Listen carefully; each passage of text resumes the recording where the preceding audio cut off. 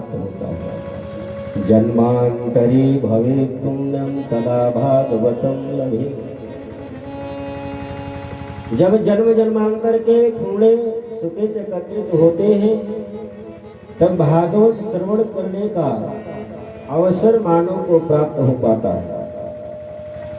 नहीं तो बगल में ही कथा हो रही हो और जब तक भगवान की कृपा नहीं होती है तब तक उस स्थल तक मानव पहुंच भी नहीं पाता। यही सरयावत अति कठिना। भगवान की कथा, भगवान के शरण में पहुंचना बड़ा कठिन है। यही सरयावत यत कठिनाई। बड़ी कठिनाई है यहाँ पर आने में। कैसी कठिनाई? और यहाँ पर किन लोग, कौन कौन से लोग पहुँचते हैं? राम कृपा बिन आई न जाए। जब तक भगवान की कृपा नहीं होती तब तक कथा श्रवण करने का लाभ नहीं प्राप्त होता। नहीं तो गृह कारज नाना जंजाल ते अति दुर्गम शैल विशाल। नहीं तो घर परिवार मकान दुकान सांसारिक व्यवहार में ही पूरा जीवन व्यतीत हो जाता है। कभी भी सत्संग का लाभ, भगवान की कथा का लाभ, ये तो भगवान की जब कृपा होती है तभी हो पाता है।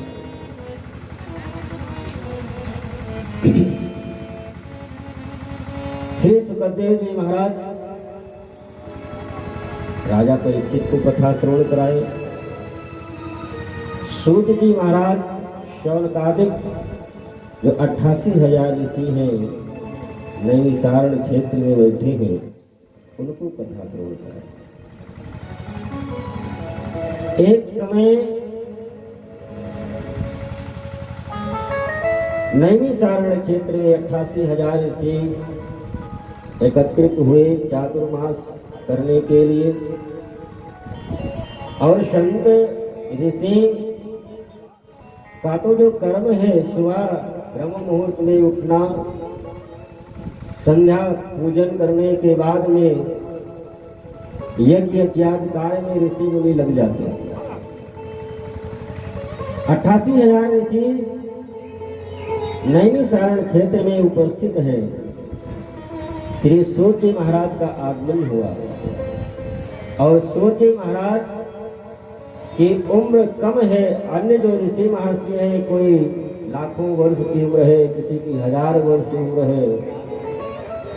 उम्र में सब अधिक ऋषि महर्षि बैठे हुए हैं, लेकिन तब फिर भी सूत जी महाराज का जब आगमन होता है सब लोग उठ करके खड़े हुए उनका स्वागत किए, ऊंचे आसन पर बैठाए, पूजन किए। और जब सांसारिक लोग मिलते हैं आपस में तो सांसारिक वार्ता करते हैं, लेकिन जब संत मिलते हैं आपस में, जो वास्तविक संत होते हैं वो सांसारिक चर्चा न करके सांसारिक लोगों का कल्याण कैसे हो, हम मानवों का, हम जीवों का कल्याण कैसे हो, इस पर वो विचार विमर्श करते हैं, इस पर चर्चा करते हैं। 88,000 ऋषि हैं, सब लोग तो प्रश्न कर नहीं सकते, सबका प्रतिनिधित्व करते हुए श्री सूत जी महाराज से शौनक जी महाराज ने एक प्रश्न किया कि महाराज अब आने वाला जो युग है कलयुग है, सतयुग में लोगों की आयु 10 लाख वर्ष हुआ करती थी। त्रेता आया 10,000, उसमें से 1 जीरो हटा 1 लाख वर्ष हो गया। द्वापर आया 1 जीरो और हटा 10,000 वर्ष रह गया। और कलयुग आते आते मानव की आयु मात्र 100 वर्ष ही बचेगी। और उन 100 वर्षों में मानव 50 वर्ष तो सोने में गंवा देगा और बचा हुआ जो 50 वर्ष है और 100 वर्ष की पूर्ण आयु तो कोई आज के समय में जीता नहीं। तो महाराज सतयुग द्वापर त्रेता में मानव की आयु हजारों लाखों वर्ष हुआ करते थे। उसमें से 1000 वर्ष बैठ करके भगवान का भजन कर लिए, यज्ञ अनुष्ठान कर लिए तो उनका कल्याण संभव था। लेकिन कलयुग के मानव की आयु बहुत अल्प है, बहुत छोटी है, और उस छोटी आयु के साथ साथ कलयुग का प्रभाव हर मानव के ऊपर रहेगा।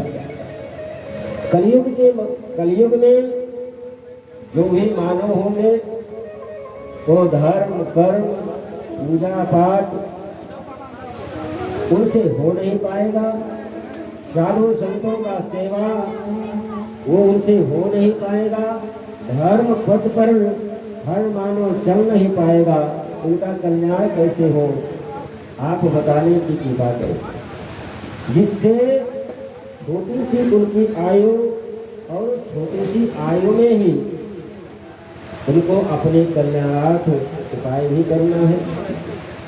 और आगे आगे तो बढ़ गई भैया, आगे आगे आगे सीताराम यहाँ आगे आगे आगे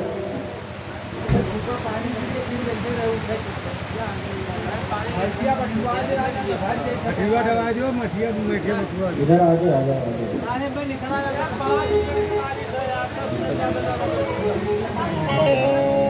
श्री राम जय राम जय जय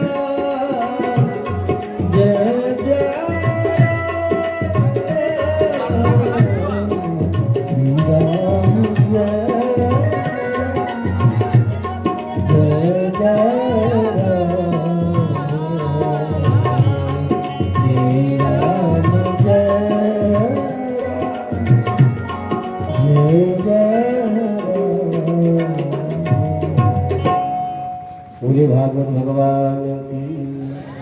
जो लोग खड़े हैं उनसे निवेदन है सब लोग बैठ जाएं, पीछे जगह नहीं तो आगे आकर के बैठ जाइए, बैठ जाइए सब लोग बैठ जाइए, यहाँ आगे आ जाओ बैठ जाओ।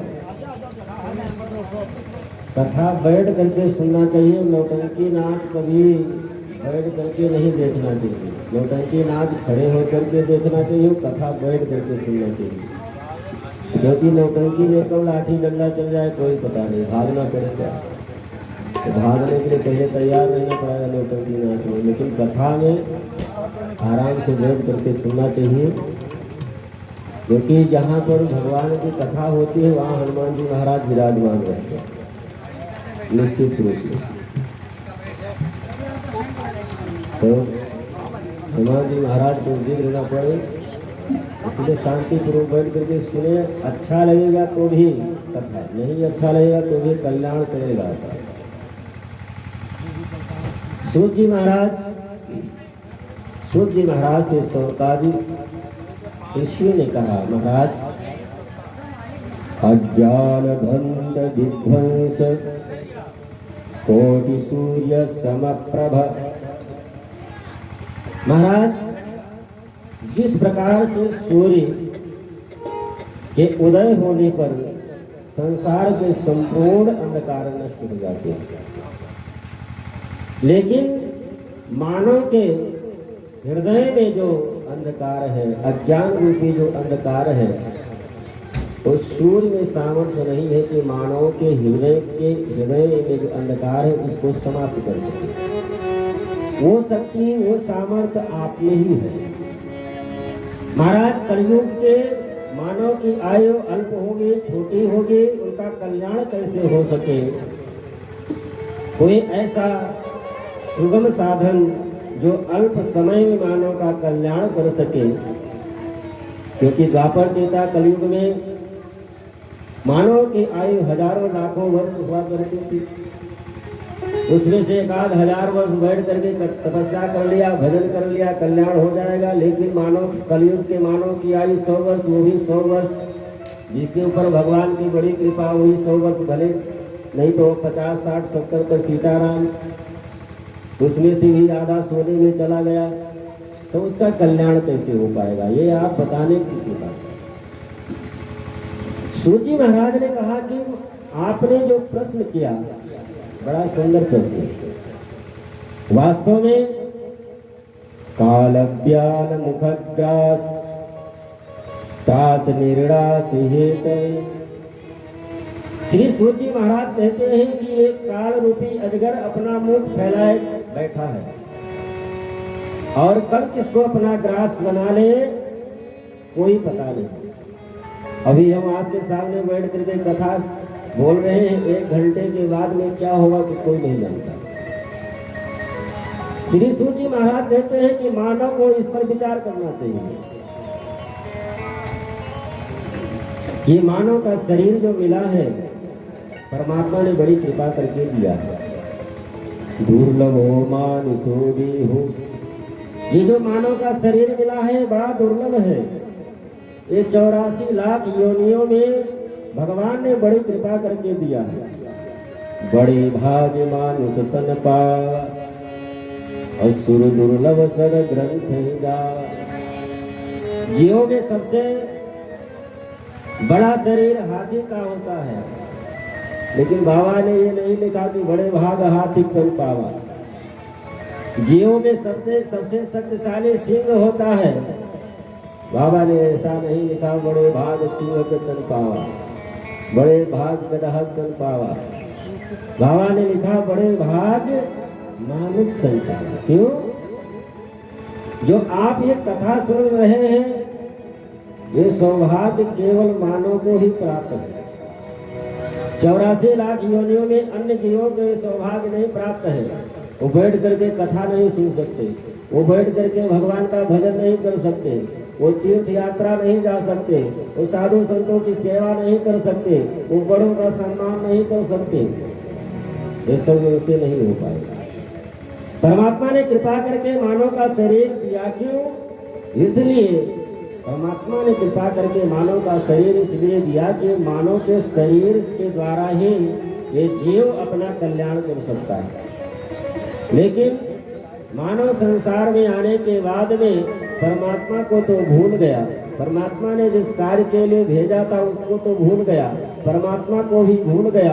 और यहाँ आकर के घर परिवार मकान दुकान ये मेरा इसी में अपना पूरा जीवन। और उसको ये नहीं पता है कि हम जहाँ से आए हैं वहाँ जाना भी है। एक छोटी सी आपको यात्रा करनी होती है तो कम से कम 1 महीना पहले से ही व्यवस्था बनाने लगते हैं। ये कपड़ा पहनने के लिए ले जाना है, खाने के लिए ले जाना है, ये रिजर्वेशन सारी व्यवस्था महीना भर के पहले ही बनाने लगते हैं। और वो क्लियर है कि हमको फला तारीख को फला जगह जाना है। लेकिन हम जहाँ से आए हैं वहाँ जाना है और वहाँ जाने का कोई टाइम भी निश्चित नहीं है। कब जाना है, आज जाना है कि कल जाना है कि 10 वर्ष के बाद में जाना है कि 50 वर्ष के बाद में जाना है, ये किसी को पता नहीं। लेकिन वहाँ की तैयारी कौन करता है? शायद ही कोई करता हो कि परमात्मा ने कृपा करके मानव का शरीर दिया है, एक दिन उस परमात्मा के पास में जाना भी है। दुर्लभ हो मानुषो देहो, मानव का शरीर बड़ा दुर्लभ है। लेकिन देहिनाम क्षणभंगुरम, ये मानव का शरीर दुर्लभ तो है, लेकिन साथ में क्षण भंगुर भी है। कब इस शरीर को छोड़ करके जाना पड़े कोई पता नहीं। श्री सूत जी महाराज कहते हैं कि राजन, ऋषियों, मानव को इस पर विचार करना चाहिए, और यदि अल्प समय में, थोड़े समय में मानव कल्याण चाहता है तो सबसे उत्तम साधन कलयुग में वो है श्रीमद् भागवत कथा, जो एक सप्ताह में ही मानव का कल्याण कर सकता है। लेकिन श्रीमद् भागवत कथा को श्रीमद् भागवत की तरह श्रवण किया जाए, इसको नाच नौटंकी आजकल तो बना बैठे हैं। लोग कहते हैं महाराज जी झांकी ले आइएगा, नौटंकी कराइएगा, फिर मतलब क्या है? श्री सूत जी, श्री सुखदेव जी महाराज राजा परीक्षित को 7 दिन तक कथा सुनाए, और वो भी 2-3 घंटा नहीं, 24 घंटा 7 दिनों तक कथा सुनाए, तब उनका कल्याण हो पाया। और आज 3 घंटे की कथा, उसमें भी 2 घंटा तो नौटंकी में निकल जाता है, झांकी और क्या क्या। इसमें तो हमको तो लगता है कि भागवत भगवान और श्री राधा कृष्ण भगवान कृपा के बजाय और रुष्ट भले हो जाते हैं। तो सूजी महाराज संतादिक ऋषियों को कहते हैं कि कलयुग के मानव के कल्याण के लिए एक उत्तम साधन है, और वो है श्रीमद् भागवत कथा। यदि मानव श्रीमद् भागवत भगवान की शरण में आ जाए और 7 दिनों तक नियम पूर्वक श्रवण करे, और श्रवण करने के बाद में मनन करे और उसको जीवन में उतारे, ऐसा नहीं कि इस कान से सुने, इससे निकाल दिए, कथा 3 घंटा बैठ करके सुने और यही कथा को छोड़ करके चले गए, फिर कोई मतलब नहीं। एक जगह महाराज जी कथा कह रहे थे, कथा का 7वां दिन था, तो कथा कहते कहते रात्रि थोड़ा अधिक हो गई। तो महाराज जी ने देखा कि लोगों को नींद आ रही है, तो महाराज जी सोचे कि यदि ये लोग अपना अपना थोड़ा नेत्र धुल ले, आँख को धुल ले, तो नींद भी चली जाएगी, और 1 घंटा थोड़ा कथा बढ़ा देंगे तो कथा बढ़िया से पूर्ण हो जाएगी। तो महाराज भक्तों से कहे कि भैया 1 घंटा कथा और हो जाए, रात्रि तो अधिक हो ही गई है, लेकिन 1 घंटा में सारी कथा हम विश्राम तक पहुँचा ले जाएंगे, लेकिन तब तक आप लोग थोड़ा नींद लगी, एक काम करो, अपना अपना नेत्र धुल करके आ जाओ, फिर कथा सुनाते हैं। अब सभी गांव वाले पंडाल के पीछे गए, आपस में चर्चा करने लगे कि बाबा ने बता दिया कि नेत्र धुल करके आओ, नेत्र माने का हो।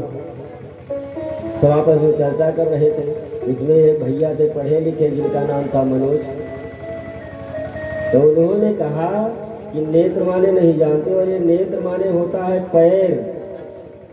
बाबा ने आज देख लिया कि सब लोग बिना हाथ पैर धुले आकर के कथा में अशुद्ध अवस्था में बैठ जाते हैं, इसीलिए बाबा ने कहा कि सब लोग अपना अपना नेत्र धुल करके आओ। नेत्र माने पैर होता, और सब नेत्र का अर्थ पैर लगाएंगे।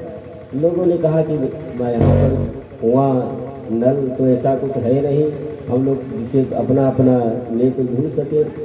तो मनोज आकर के बाबा से कहे कि बाबा यहाँ पर कुआं नल ऐसी कुछ व्यवस्था नहीं है, तो महाराज सब लोग नेत्र कैसे धुले। बाबा के पास में कमंडल, उसमें जल था। उनको क्या पता कि ये नेत्र का अर्थ पैर लगा करके बैठे हैं। वो सोचे अपना कमंडल दे देंगे, थोड़ा थोड़ा लगाएंगे, सबका धुल जाएगा। कमंडल उठा करके दे दिए। अब कमंडल ले करके जब गए तो कहने लगे अब इससे अगर बाबा के कमंडल में उतना ही पानी है, केवल एक लोग का नेत्र धुल पाएगा। बाकी लोग कैसे, तो उसमें से एक होशियार थे, उन्होंने कहा एक काम करो, सब लोग अपना अपना नेत्र इसी में डूबते जाओ, सबका नेत्र भी धुल जाएगा और पानी भी कम नहीं पड़ेगा। तो बाबा के कमंडल में सब लोग अपना अपना पैर डूबते जाएं और आकर के सब बैठते गए। एक काका थे, उनके पैर में उतरा था फैलेरिया। किसी तरह से नेत्र अपना कमंडल में डाल तो दिए, लेकिन अब निकले ना। किसी तरह से कूदते कूदते पीछे आकर के बैठे। महाराज जी ने कहा सबका नेत्र धुल गया? सभी ने कहा हाँ महाराज धुल गया हमारा कमंडल। तो मनोज उठ करके खड़े हुए थे, महाराज कमंडल तो आपका ले गए थे महाराज, लेकिन एक हमारे काका है, उनका नेत्र थोड़ा मोटा था और नेत्र उसी आपके कमंडल में फंस गया। महाराज मन में विचार करने लगे कि नेत्र तो छोटा सा होता है, देखने की चीज है, और नेत्र इतना मोटा कैसे हो गया कि वो कमंडल में फंस जाए। तो जिसके पैर में फंसा था वो उठ करके खड़े हुए। महाराज इस नेत्र का दवा यहाँ से लखनऊ दिल्ली मुंबई तक कराए, लेकिन महाराज ठीक नहीं हुआ। महाराज ने कहा कि जब 7 दिन की कथा में ये नेत्र और पैर का अर्थ न समझ पाए तो फिर कथा का कोई मतलब नहीं।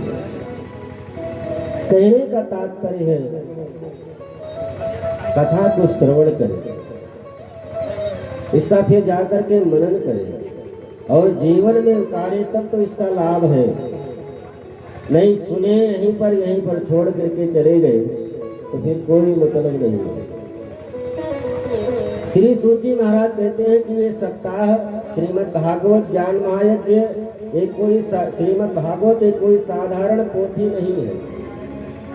श्रीमद् भागवत कोई साधारण पोथी नहीं है। श्रीमद् भागवत स्वयं श्री भगवत स्वरूप है।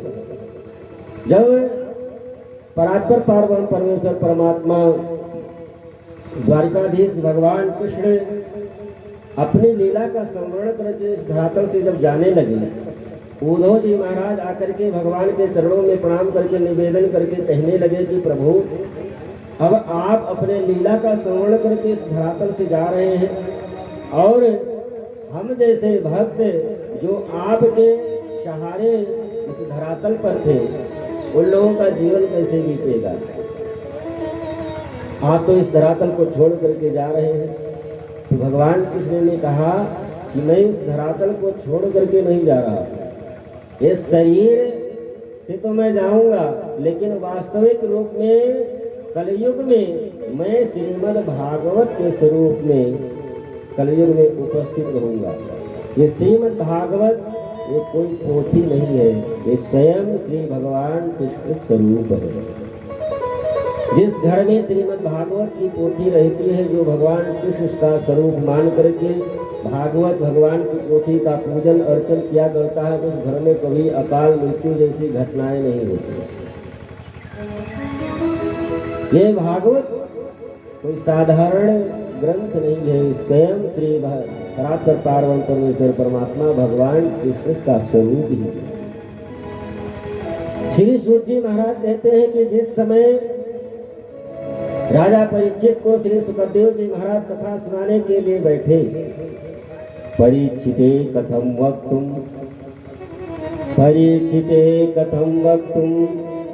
सभायां संस्थिते सुखे सुधा कुंभं देहितेयो धीमस्तत्र समागतः। जिस समय श्री सुखदेव जी महाराज राजा परीक्षित को श्रीमद् भागवत कथा श्रवण कराने के लिए बैठे, स्वर्ग लोक से देवतागण अमृत का कलश लेकर के आए कि महाराज आप राजा परीक्षित को ये श्रीमद् भागवत कथा अमृत इसीलिए सुनाने के लिए बैठे हैं कि आज के 7वें दिन इनको तक्षक सर्प डसेगा, इनकी मृत्यु हो जाएगी और हम लोग इस स्वर्ग से अमृत लेकर के आए हैं। महाराज आप इनको स्वर्ग का अमृत पिला दीजिए, अमर हो जाएंगे और ये श्रीमद् भागवत जो कथा अमृत है आप हमको पान करा दीजिए। श्री सुखदेव जी महाराज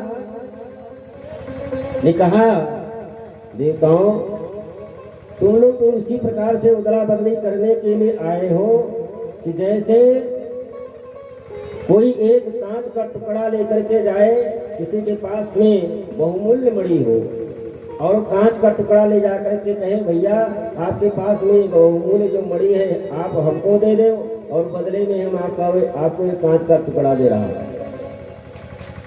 कहाँ श्रीमद् भागवत और कहाँ अमृत। भागवत की बराबरी आपका अमृत स्वर्ग का नहीं कर सकता। क्वा सुधा क्वा कथा लोके,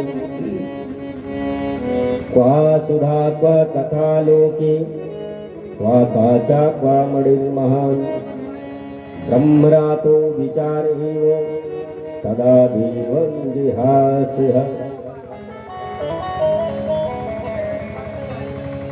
और ये श्रीमद् भागवत ये केवल मानव के लिए ही सुलभ है। और किनको सुलभ है? जिनके ऊपर भगवान की कृपा है। नहीं तो ये श्रीमद् भागवत ये कोई साधारण ग्रंथ नहीं, साधारण पोथी नहीं है। ये श्रीमद् भागवती वार्ता, श्रीमद् भागवती वार्ता सुराणमपि दुर्लभा। ये देवताओं के लिए भी दुर्लभ है।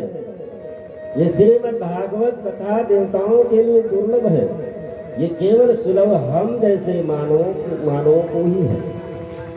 और भगवान का सत्संग, भगवान की कथा और साधु संतों की सेवा, यज्ञ अनुष्ठान ये देवताओं के लिए दुर्लभ है।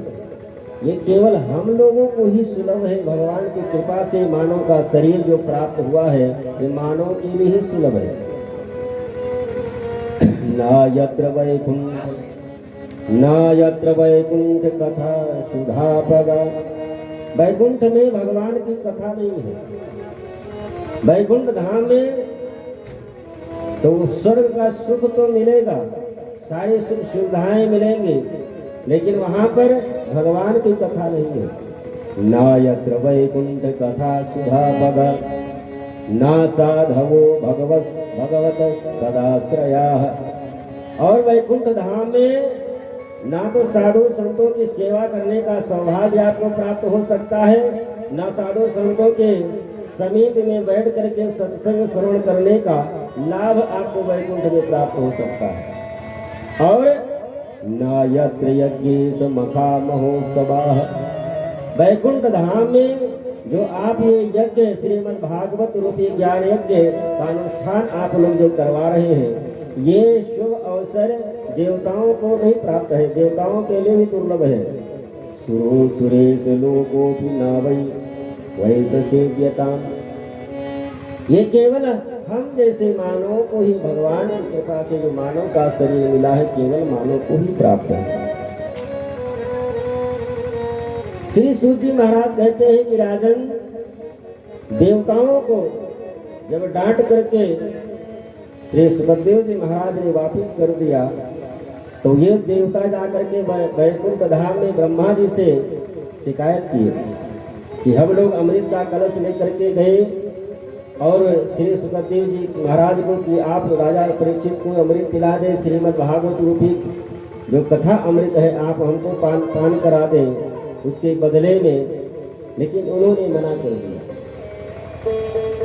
श्री सुखदेव जी महाराज क्यों मना कर दिए? क्योंकि श्रीमद् भागवत की बराबरी अमृत नहीं कर सकता। श्रीमद् भागवत के एक श्लोक की कीमत कोई नहीं दे सकता। श्रीमद् भागवत कोई साधारण ग्रंथ नहीं है, इसकी कोई कीमत नहीं दे सकता। लेकिन आज तो भागवत की कीमत तो सब लगा करके ही बैठे, इतना ले लेंगे तब तो जाएंगे कथा करने। मालूम पड़ता है इनके बप्पा लिख के गए रहा भागवत, और एक श्लोक की कीमत कोई नहीं दे सकता। पूरी भागवत की कीमत लगाने वाले आज के समय में कलयुग है।